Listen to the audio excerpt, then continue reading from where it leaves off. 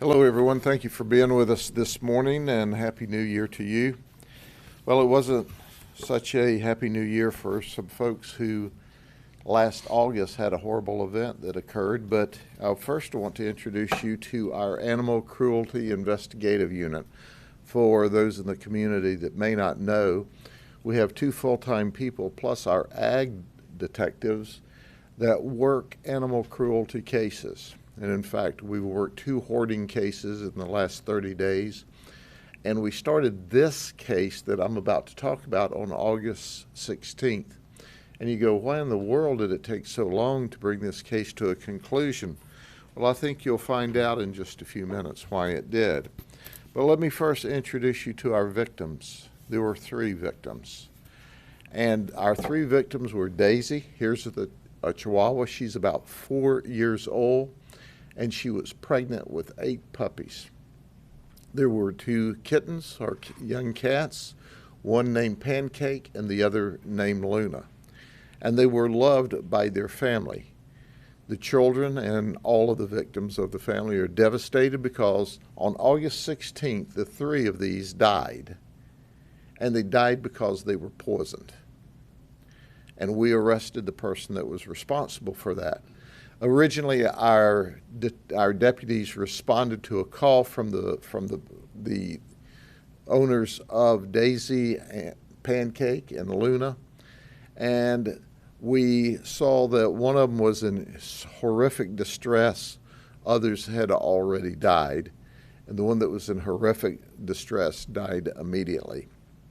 From there, our Animal Cruelty Investigative Unit was contacted, as well as our detectives from our ag unit, and the investigation began. So the question is, how much work does it take to make a case like this? Well, we leave no stone unturned. We had to send samples to the University of Florida.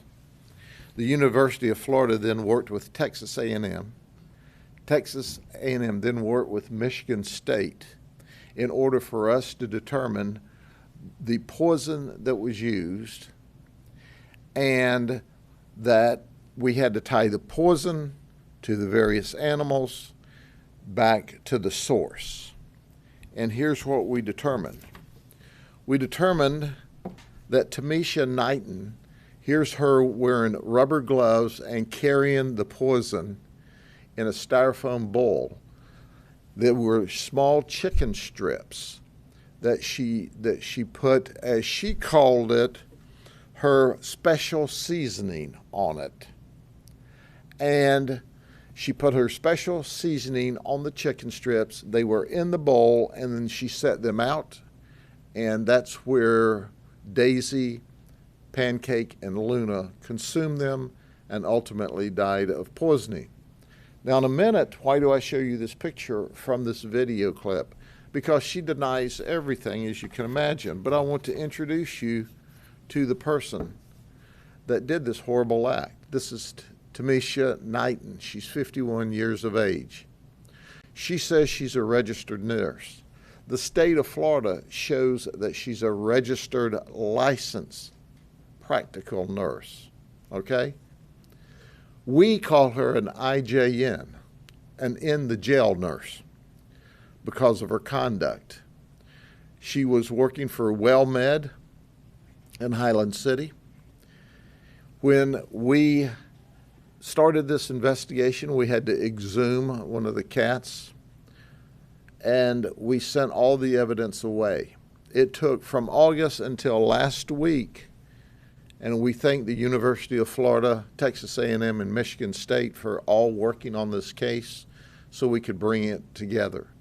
They decided that the insecticide that was used in a very concentrated state that was put on the chicken strip, that happened to be the special seasoning, was folate.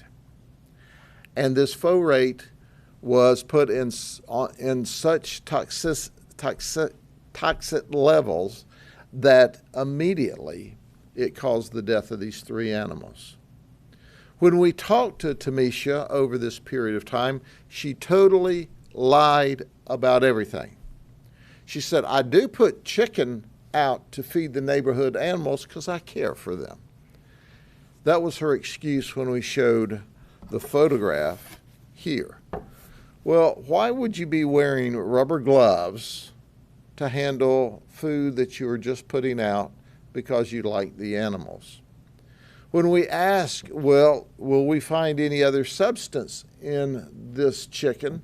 She said, well, just my special seasoning. Well, her special seasoning was folate.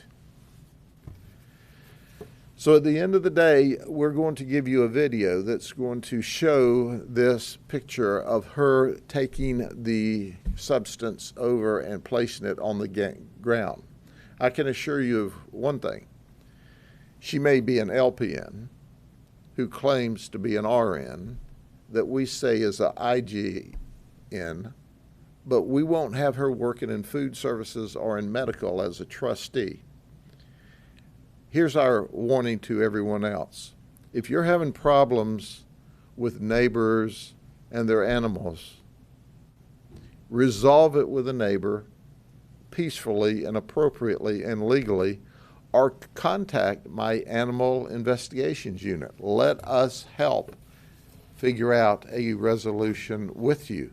Do not ever poison innocent animals unless, of course, you want to go to jail as well. Are there any other questions? Sheriff, why?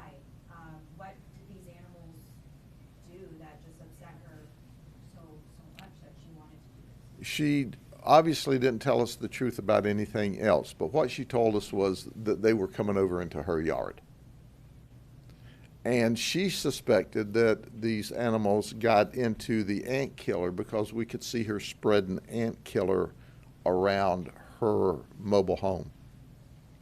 That was her cover. But of course, our detectives, who are simply the very best, took samples of that as well to send off to the universities. So we tested the animals for the ant poison. There was none in their system. But what was in their system was folate from the chicken. So there was folate on the chicken, there was folate in the system of Daisy and Luna and Pancake. Is folate not the chemical that's in the ant killer? Folate was not in the ant killer that she put around the house.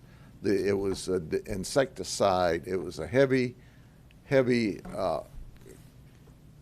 amount of insecticide that she put into this chicken. I just wanted to be clear, because she was a nurse and worked at this place, that this wasn't a chemical or something that came from the place. No, this chemical can be purchased over the counter.